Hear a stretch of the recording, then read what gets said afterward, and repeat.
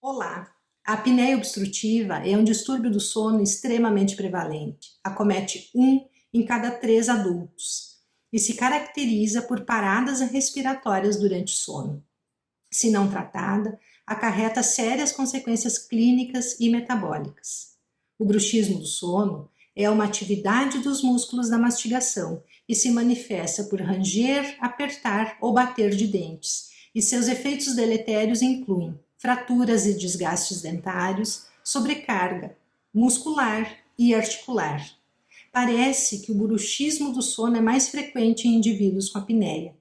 A dica é: se além de ranger os seus dentes durante o sono, você apresenta ronco alto e frequente, engasgos durante o sono, presença de cansaço ou sonolência diurna, investigue a qualidade do seu sono para descartar a presença da apneia.